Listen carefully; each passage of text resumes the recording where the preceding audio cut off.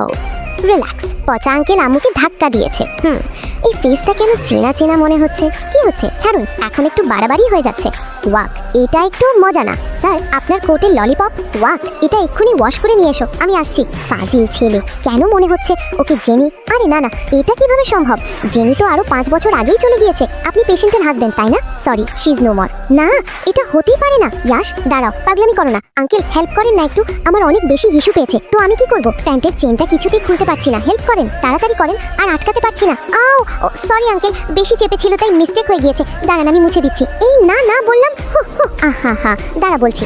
মাম্মাকে ধাক্কা দিবে, এটাই হলো আপনার শাস্তি। এখন থাকো ওয়াশরুমে আটকে, ফাজিল। আরে আম্মু, কে ওর মা? কোথায় গেল এত তাড়াতাড়ি? এই যে এইদিকে। বাই। ওই আঙ্কেলের সাথে কি করেছিস? সেদিনের ভয়ঙ্কর অগ্নিকাণ্ড থেকে জেনি কোনোভাবে বেঁচে যায়। প্লাস্টিক সার্জারির মাধ্যমে তার ক্ষত সেরে যায়। এবার মুন্নিকে দেখে নেবার পালা।